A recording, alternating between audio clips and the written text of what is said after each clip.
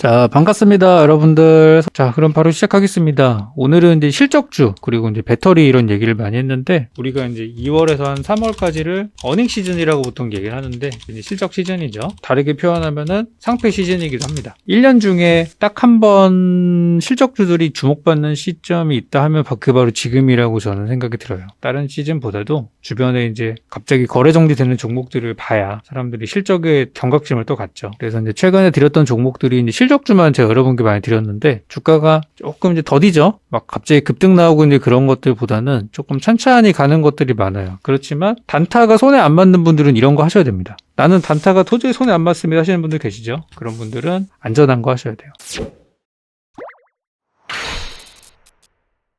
오늘 그래서 장중 분위기도 그렇고 최근에 이제 미국 분위기도 그렇고 여러 이제 나라들을 이제 보게 되면 요즘 이제 배터리 기업들 얘기들이 참 많이 나오는데 우리나라 배터리, 우리 이제 K 배터리 기업들이 재작년까지 엄청 좋았죠. 재작년까지 완전 초호황기를 누리다가 작년부터 좀 주춤하고 작년에 이제 악재들이 있었던 게 중국이 추격하고 있는 거 그리고 이제 원자재 상승 이런 것 때문에 우리나라 기업들이 좀 고전을 했었어요. 그럼에도 불구하고 우리나라 K 배터리 기업들은 세계 선두 자리를 상위권 자리를 놓치지 않고 있고 우리나라 배터리 기업들의 누적 수주 잔고가 지금 1000조 원에 지금 육박한다는 얘기들까지 나오고 있어서 장기 투자 업종인 거죠. 이런 것들은 누가 봐도 좋은 업종은 떨어질 때 사는 거고 바닥일 때 사는 거예요. 그래서 오늘 여기 이제 종목들 많이 이제 맞춰주셨는데 오늘 제가 준비한 종목은 예전에 매매하셨던 분들이 잘 아실 만한 종목이죠. 오늘의 종목은 인지 컨트롤스라는 종목이에요. 그럼 인지 컨트롤스가 뭐 하는 회사인지 설명을 드려야 되겠죠. 그냥 이번에 실적이 좋습니다 라고 얘기하는 것보다도 제가 알고 있는 인지 컨트롤스에 대한 모든 것들을 설명드리고 가겠습니다. 처음에 제가 이걸 드렸을 때가 언제죠? 그때가 8월 달이었나요 아마? 7월인가 8월로 제가 기억하거든요. 그맘때쯤 드렸던 종목이에요. 한번 방송에서 한번 드려가지고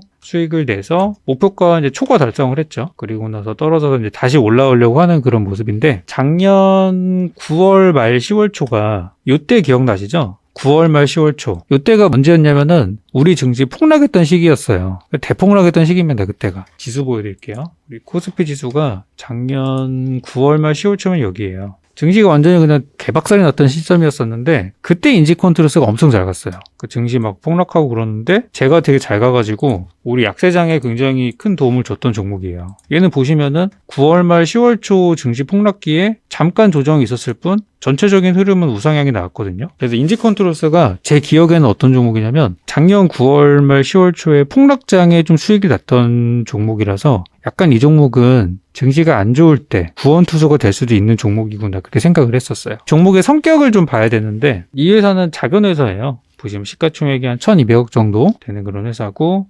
신용잔고는 한 2% 정도 뭐 조금 있고요. 그렇게 큰 회사는 아닙니다. 되게 조그만 회사인데 코로나 때 이 종목이 10배 올랐었어요. 코로나 때 바닥 보이죠? 2,000원짜리가 29,000원 가면서 10배가 아니라 한 14배 갔나요? 15배인가? 뭐 그렇게 올랐던 종목이에요. 우리가 코로나 이후에 많이 올라간 종목은 봤지만 이렇게 열몇 배 간 종목이 이렇게 흔치는 않아요. 그래서 그때 이제 엄청난 그 끼를 발산했던 대단한 종목입니다. 이제 그리고 나서 그 뒤로는 이런 이제 저점에서 이렇게 출렁임이 좀 있는 그런 상태이고요. 그래서 저는 지금 이제 예전에 요때도 이제 말씀드렸을 때도 굉장한 바닥이다라고 말씀을 드렸었고 지금도 이제 그때랑 똑같은 얘기를 이제 하려고 해요. 그래서 여러분들 요즘에 증시가 떨어질 것 같으세요? 올라갈 것 같으세요? 여러분들? 이거 하나 그냥 드리는 질문입니다. 이거 정답은 없어요. 향후 한 달간 증시가 오를까? 내릴까?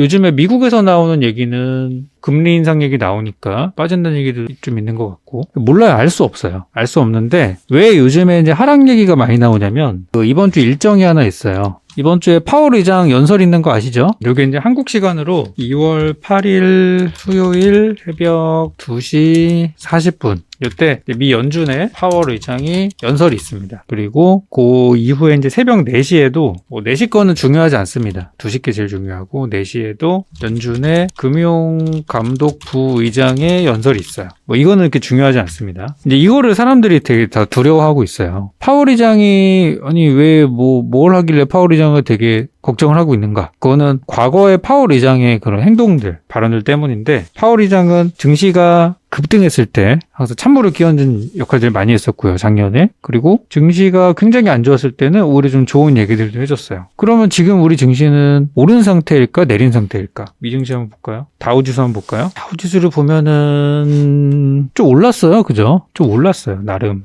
조금 나가지고 분위기들이 좀 올랐단 말이에요. 지난번 파월 의장이 언제 연설했었냐면은 12월 달에 연설함을 했었어요. 12월 달. 12월 초에. 근데 그거 하고 나서 증시 폭락했거든요. 그때도 그 전에 올랐었잖아요. 이렇게 한차 오르고 나서 12월 초에 파월 의장이 연설하고 나서 폭락했던 적이 있었어요. 그래서 지금도 시장이 조금 올랐다고, 이게 얼마 안 올랐는데 겨우 이거 올랐다고 혹시나 하는 거예요.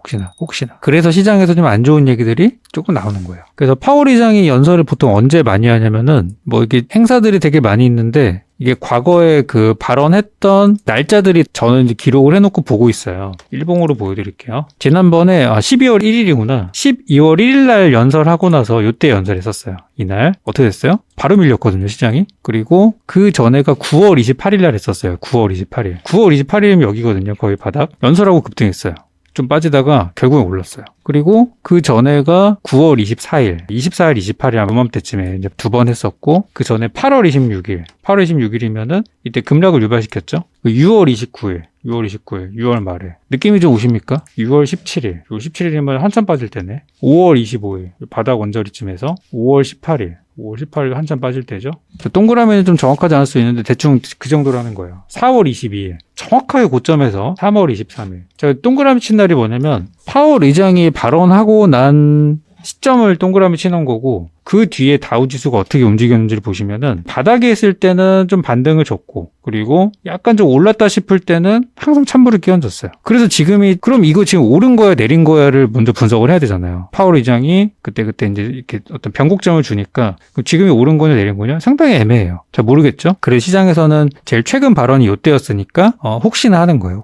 혹시나 그럴 수도 있다. 거기다가 이제 우리나라 코스피 지수도 2,500선을 앞두고 지금 이제 주저앉고 있기 때문에 약간 빠지고 있죠. 그래서 이번 주는 조금 조심스럽게 대응을 해야 된다고 저도 생각을 해요. 조심해서 나쁠 건 없어요. 그래서 제가 이 종목을 가져오게 된 거예요. 그래서 인지컨트로스가 오늘의 종목인 겁니다. 왜냐면 작년 하락장에서 큰 수익이 났던 종목이었기 때문에. 그때도 뭐 호재 많이 있었죠. 근데 그 많고 많은 호재가 있었던 종목들이 다 오른 건 아니고 몇몇 종목들만 올랐었어요. 그래서 이제 지금부터가 본론입니다. 그래서 이제 인지컨트로스라는 종목은 자동차 부품주예요. 쉽게 말하면 자동차 부품주고, 요번에 자동차 관련주 중에서 많이 올라간 거 하나 있죠. 미국의 테슬라. 테슬라는 미쳤어요, 진짜. 볼 때마다 올라가요. 어떻게 된 게. 테슬라가 올해 연초에 $100까지 갔다가 일론 머스크가 트위터에 막 헛소리하고 또 막 그러면서 예전에 테슬라의 자율주행 그 광고가 사기였다, 뭐 조작이었다, 이런 내부 고발도 있고 하면서 올 초에 굉장히 어려운 시기를 겪었었는데, 오히려 그때가 전화위복이 돼가지고 그때 바닥 찍고 어디까지 올라갔냐면은 199까지 갔어요. 그러니까 거의 바닥에서 100% 올랐어요, 연초에 테슬라가. 이 무거운 주식이. 그래서 요즘 자동차주 분위기가 좋은 거예요. 왜냐면 테슬라가 가면은 자동차와 배터리주가 같이 가는 거거든요. 그래서 아까 방송에서는 제가 이제 배터리 얘기를 많이 했지만, 배터리가 왜 그렇게 수주량이 늘어나고 배터리에 대한 수요가 왜 이렇게 높을까? 그거는 앞으로 전기차가 계속 더 늘어날 것이고 활성화될 거기 때문이에요. 그 배터리가 뭐 자동차에만 들어가는 건 아닌데, 우리나라 배터리 회사들이 대부분 자동차 배터리를 만들고 있으니까, 주력이 그쪽이니까. 그래서 배터리가 잘 간다는 거는 자동차라는 전방 산업이 잘 된다는 뜻이에요. 배터리 수주 잔고가 엄청나다. 이거는 자동차 업계가 앞으로 전망이 좋다는 뜻입니다. 그래서 이제 인지컨트로스는 기본적으로 자동차 부품주이고요. 얘네가 그냥 자동차 부품주면은 재미없어요, 이런 테마는. 근데 제가 이제 보고 있는 재료는 뭐가 있냐면, 얘네가 SK 이노베이션 쪽에다가 쉽게 말해 배터리 부품이라고 얘기를 할게요. 배터리 부품을 이제 공급을 하고 있고, 지금 이제 정확하게 나왔죠.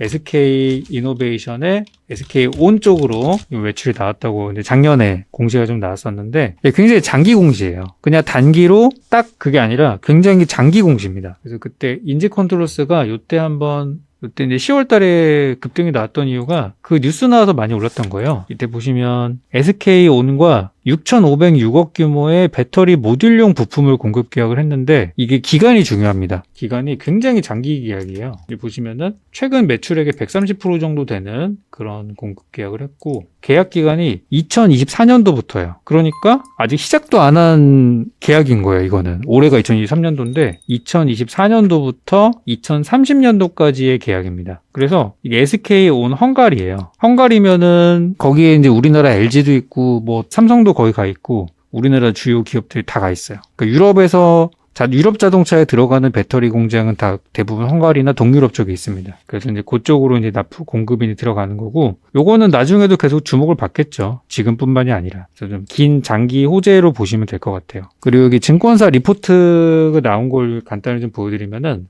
얘네가 하고 있는 사업들이 여기 배터리 모듈이라고 차량용, 친환경 차량용 냉각 및 동력원 공급 핵심 제품이다. 이런 것들이 있고, 여기 보시면 TMS라고 자동차 엔진에 어쩌고저쩌고 뭐 그런 것도 있어요. EMS, 엔진 최저 상태를 유지하기 위해서 각종 센서 및 컨트롤 기능 갖춘 제품이다. 뭐 이런 것도 있고요. 여기 전기신호로 어쩌고저쩌고 해서 입출력을 제어하는 제품이다. 자동차에 들어가는 부품이에요. 쉽게 말하면. 이쪽에 배터리를 포함한 각 부품의 냉각수와 흐름을 독립적으로 제어하여 열거리를 최적화한 제품이다.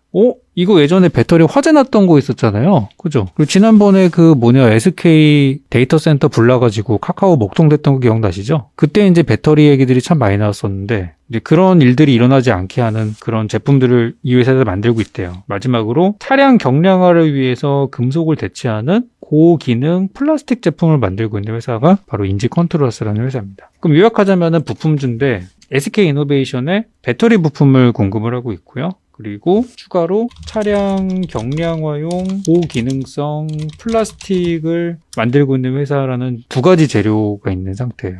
여기가 이제 드러난 재료가 있는 요까지인 거고, 매출이 이쪽에서 대부분 나고 있어요. 근데 이 회사가 또 신사업을 하고 있죠. 신사업을 뭐하고 하고 있냐면은 바로 수소차입니다. 수소차 얘기는 이것도 예전에 이제 한참 작년에 많이 나왔던 건데요. 여기 이제 인지컨트롤소가 정부 수소차 어쩌고 저쩌고 하는 얘기에서 많이 이제 관련주로 엮였었어요. 인지컨트롤소가 현대차랑 10년 넘게 협력 관계를 유지하면서 현대차의 전기차, 수소차량 관련된 부품인 냉각수 제어 밸브를 납품하고 있고, 인지컨트롤스의 차세대 열 관리 시스템은 현대차의 내연기관차 및 전기차, 수소 연료전지 등에 주로 사용되고 있다. 아하, 현대차 쪽으로 연결이 돼 있구나. 그리고 수소차의 안전 핵심 부품인 온도 제어 멀티밸브를 공급하고 있다. 그리고 UAM 연료전지 기술 동안 현대차 제품에 주로 공급되고 있다. 괜찮은 내용이죠. 그리고 이제 여기 롤스로이스 얘기도 작년에 있었는데, 롤스로이스가 영국 항공기 엔진 제조사다. 롤스로이스가 자동차만 만드는 게 아니라 그 엔진 기술을 이용해가지고 항공기 엔진 제조도 하고 있대요. 얘네가 세계 최초로 수소항공기 엔진 시험에 성공한 영향이다. 롤스로이스와 미래항공 모빌리티에서 협력하고 있는 현대자동차의 차세대 수소전기차의 온도를 제어하는 모듈 공급하고 있다. 어떻게 연결되는지 아시겠죠? 그러니까 현대차의 이런 수소차, 그리고 또 UAM 관련된 핵심 기술 공급을 하고 있다. 열 관리, 온도나 열 관리된 온도 관리 그런 시스템을 또 가지고 있다는 거죠. 10년 넘게도 현대차 쪽으로 공급을 하고 있고, 그런 회사예요. 그러니까 현대차가 잘 되면은 사실상 같이 갈 수 있는 기업이라고 보시면 되겠죠. 그래서 이제 배터리 회사이면서 또 자동차 부품주다 이렇게 보시면 돼요. 저는 이제 요것도 주목을 많이 하고 있어요. 차량 경량화. 배터리 성능을 높여서 자동차의 주행거리를 늘리는 방법도 있지만, 자동차를 가볍게 만들어서 연비를 좋게 해서 주행거리를 늘리는 방법도 있습니다. 차량 경량화도 사실상 이제 친환경 기술이에요. 그래서 고기능성 플라스틱 부품을 만들고 있고, 나중에는 UAM처럼 날아다니는 거 만들려면 무거운 거는 띄우기 힘드니까 가벼운 소재로 만들어야 되겠죠. 이런 회사입니다. 되게 괜찮아 보이죠? 내용들을 보면은. 자, 그러면 이 회사의 실적을 한번 보겠습니다. 재무 상태는 어떠한가? 대주주가 물량을 지금 40% 갖고 있고요. 굉장히 안정적입니다. 정시일가가 가지고 있네요. 현대 정시일가는 어떤 관계일까? 친척일까요? 대주주가 40% 갖고 있고 자사주가 4%이기 때문에 경영권 방어에는 문제 없어 보입니다. 그리고 여기부터가 이제 중요한 재무제표인데요. 이제 최근에 공개된 재무제표 상태로 보면은 재작년 2021년도에 영업이익이 20억 정도가 나왔어요. 그 전에 적자가 나왔었고요. 그럼 작년에는 얼마나 나왔을까? 작년에 3분기까지 실적을 더해볼게요. 그러면 1분기는 10억, 2분기는 44억, 3분기는 47억이에요. 우리 덧셈 빠르신 분들 요거 3개 한번 더 해보세요. 제가 산수가 안 돼가지고. 그러면은 80, 91, 한 100억 정도 나오죠? 그쵸? 101억 정도 나오니까. 재작년 영업이익이 20억인데 2021년도에는 지금 101억 정도가 나왔고, 아직 4분기 실적이 안 나왔어요. 지금 3분기까지 실적 합했을 때 100일이에요. 그럼 영업이익 지금 5배 성장한 거 맞죠? 그죠? 여러분들은 조만간 이 인지컨트롤스의 공시에서 무엇을 보시게 될 거냐면 영업이익 전년 동기 대비해서 400% 상승했다는 얘기를 듣게 되실 거예요. 그러면 그때 가서 또 사람들 산다고요 또. 아 이거 좋은 내용 나왔네. 와 실적 400%라고? 와 미쳤다. 무슨 종목이야? 와 회사 되게 좋네. 이미 그때 가면 우리 목표가 가 있어요. 그러니까 지금 쌀 때 사놓으셔야 되는 거예요. 아직 4분기 실적 안 나왔는데 설마 4분기 때 적자가 나오진 않겠죠. 아까처럼 이 보세요. 좋은 공급 계약 나왔는데 실제로 적자가 나왔다고 하더라도 전년 동기 대비해서 실적이 나쁘게 나올 것 같진 않아요. 참고로 작년 4분기는 보세요. 대규모 적자가 나왔어요. 그래서 이번 4분기를 제가 별로 걱정하지 않는 거예요. 설마 이거보다 나쁘게 나오겠어? 라고 생각하는 거예요. 특히나 나쁘게 나왔기 때문에. 그래서 실적이 그런 회사입니다. 되게 괜찮죠? 보시면 이제 배당을 거의 안 줘요. 배당을 안 주는 만큼 회사 내부적으로 투자를 많이 하고 있는 그런 성격이라고 볼 수 있겠고.